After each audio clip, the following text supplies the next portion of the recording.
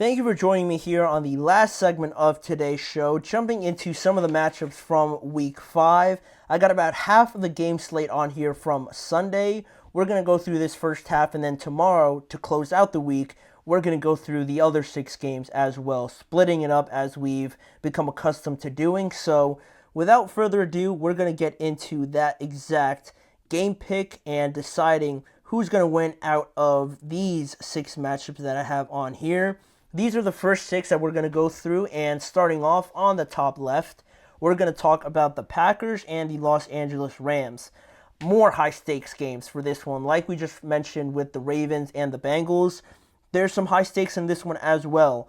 The Packers trying to keep pace with the Lions, who are looking impeccable, at least on offense. The Vikings are still perfect on the year, so trying to keep pace with them, not falling too far behind them, is going to be huge. They stand at 2-2 right now, and the Lions are 3-1, obviously, and the Vikings are 4-0. So the Lions have a bye week this week, but the Vikings play in London against the Jets. So I'm expecting them to win that game. You don't want to fall too far behind here.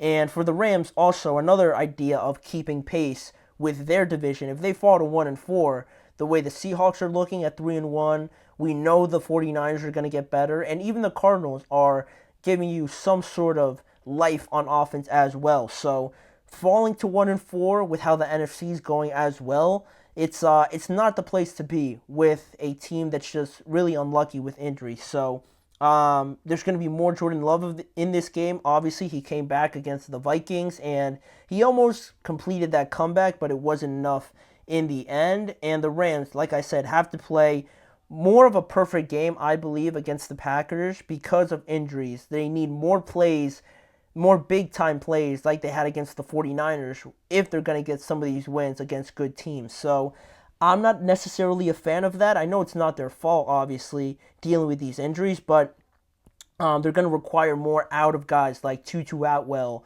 and Whittington and Demarcus Robinson and guys like that. A young defense as well. I think it's too much to ask, almost like it was for the Bengals, and having to be perfect. It's not going to be a consistent thing in the NFL. So for that reason, I'm going to go with the Packers to win on the road and kind of take advantage of that young defense and be more efficient with the ball, specifically Jordan Love, and keeping it and not turning it over as much.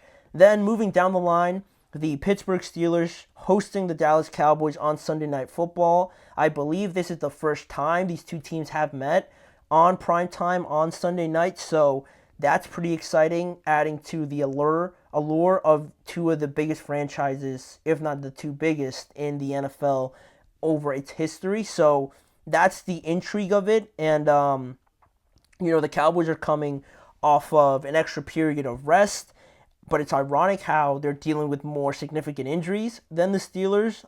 We mentioned that in the second segment.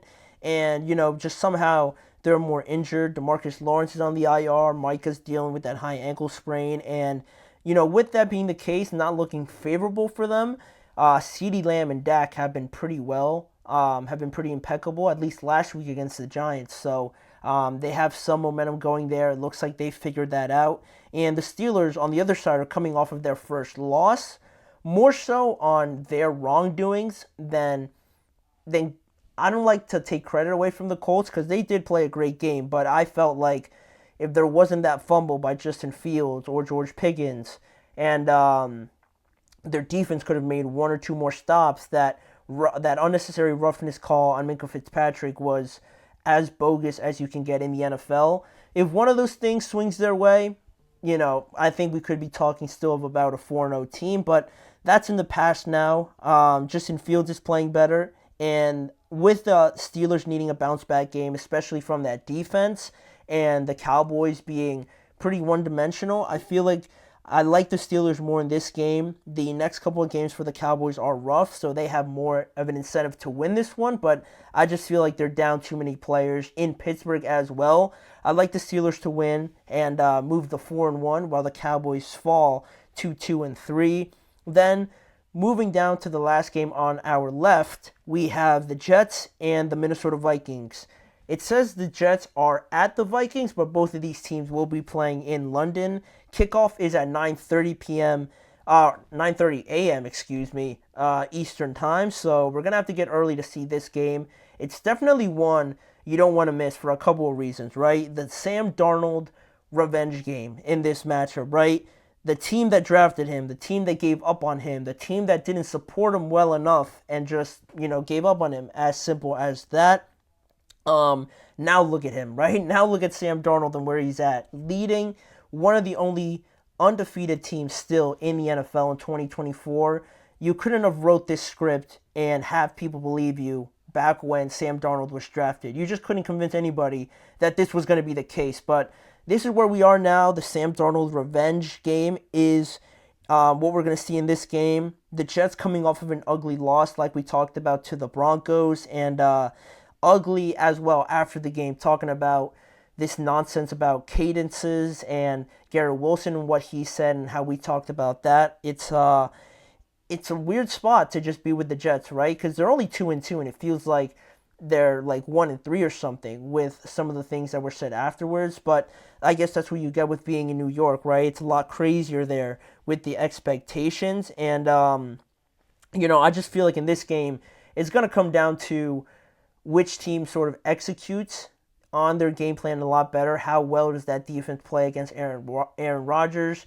Can the Jets clean up their penalties and not harm themselves in this game? Because if they do that, they're going to beat themselves, and then the Vikings are just going to beat up on them a lot more with how well they play. So it's an interesting matchup, Sam Darnold against Aaron Rodgers, and I just feel like right now, looking at this game, I know it's in London, the Vikings are playing as good as anybody. Sam Darnold and Kevin O'Connell especially, and even Brian Flores, are both coaching arguably better than anybody in the NFL. So that's why I like the Vikings in this game. They haven't really shown me anything where I'm thinking, oh, well, maybe like that could go wrong. I haven't really seen too much of that. So I like their chances against the Jets in this one. The Jets are still trying to figure things out. So give me the Vikings. Then we talked about this matchup with the Ravens and the Bengals just now.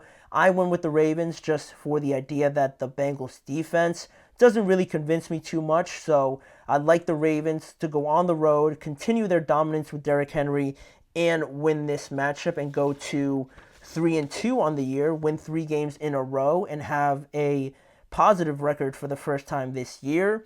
Then the next game, the second to last one here, a divisional matchup between the Colts and the Jaguars. It's going to be the second AFC South game for both of these teams. Both of these teams have already played the Houston Texans, and they've lost to the Houston Texans as well. But the Colts, on the positive side of things, have done very well to rebound with big wins against the Bears. Their defense played well, and against the Steelers just now, getting a big win without their starting quarterback. So and they have some players injured, so they don't have their full roster back yet. So that's pretty exciting to kind of hold off on. And it's been the opposite with the Jacksonville Jaguars, right? Hasn't looked clean. It looks like they just lack the game plan, the execution, and really the personnel to compete in a lot of these games. But it could be as dire of a situation as it is in Week 5, because I mentioned the Bengals being 1-4 and how bad that could be. If the Jaguars are 0-5 after suffering another loss in the division as well, it could be as bad of a spot for anybody. If they're 0-5 and they're 0-2 in the division, if that happens, Coach Peterson may lose his job right after that game, and they might just pack it up, honestly, right after this game. If they start 0-5, 0-2 in the division, they might just close up shop, and that'll be it for the Jaguars in 2024, honestly, because the Colts could be 3-2. I know the Titans are 1-3, so it's not that far off. But still, I can't imagine them just completely flipping it and going the other way. So that could be something to watch out for, and that kind of alludes to my picking the Indianapolis Colts in this game. I was impressed a lot by watching them last week. Their offensive line, very, very good. The Lions are the best one in my opinion, but the Colts offensive line isn't talked about as much as it should be. They're a very impressive unit to get past, and also the game planning from Shane Steichen, the running game from Jonathan Taylor as well, and Anthony Richardson when he's in there. If they could just clean up some of the self-harm mistakes and be a little bit more accurate, they're on the right path, certainly. And Anthony Richardson also needs to stop taking all those hits because he got hurt basically twice against the Steelers, and that's going to help nobody. So I like their chances here. I'm assuming Anthony Richardson will play, so I think they're going to have enough, and they're going to move to 3-2 as well on the year. And lastly here, two situations, right?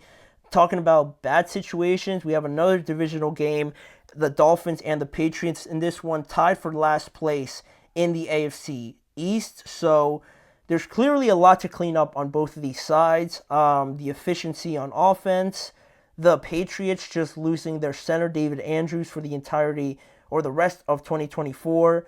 Miami still figuring out what the heck they're doing at quarterback. Not a lot of positives to take from either of these teams through the first 4 weeks, and the loser of this game is going to be solely in last place of that division. So you can't help but think, right? Like, are we playing to get a win here, or are we playing for draft position now? Honestly, we're not talking about, we're talking about tanking now, right? But you can't help but think of that way, right? Because the Dolphins, what is Tua going to be when he comes back, right? And where are the Patriots going to be if they win this game anyway, right? Are we going to think that they're going to flip the script or anything like that? Probably not. Both of these teams are 1-3 in this divisional game, so as much as teams want to get the win, and it would help like a young head coach like Gerard Mayo, right? Are we playing to really win this game and, try and get to 500 or something like that? Or are we playing for draft positions now, right, this early? Nobody wants to say it, but everyone's starting to think it with some of these teams. So, that's the situation we face here. I'm not sure that they have more to give, talking about the Patriots here. So we're going to see both of these quarterbacks sort of, I don't want to say it also, but kind of be teed off on, because Anthony Weaver, the defensive coordinator for the Dolphins, is very aggressive. I'm sure they're going to pressure Jacoby Brissett and that offensive line. And likewise, Gerard Mayo on the other side, they're going to pressure the heck out of Tyler Huntley as well. It's just going to be which team gets themselves in better situations and can execute it and maybe win. This game could end up being like 12-9 or something like that. With that being the case, though, I'm going to go with the Dolphins to win this one. They just have better skill players, better talent to lose again. As bad as they looked, and they looked really bad on Thursday, or on Monday, excuse me, they have Tyreek Hill, they have Jalen Waddle, and their defense still has very impressive players. The Patriots' defense is very good, but offensively, I think the Dolphins should be able to produce a little bit more because they have better weapons simply. So I'm going to go with the Dolphins, and that's all the 6 games that we have, and that's going to wrap it up for today's show. Thank you guys for sticking to the end here. Make sure to like, follow, and subscribe to the show as well, and follow the network on all forms of social media. If you want to catch more of this show, check out both YouTube channels for a lot more content around the NFL in a variety of different ways, not just full shows, but different ways to watch all the topics we talked about on the show. And lastly, make sure to tune in every weekday at 6:30 p.m. Eastern Time for more discussions, coverage of the NFL with me, Manny Mardiege, as your host. Go out, watch the football game, come back tomorrow at 6:30 p.m. Eastern Time, and we're going to discuss everything and our reactions from tonight's game between the Buccaneers and the Atlanta Falcons.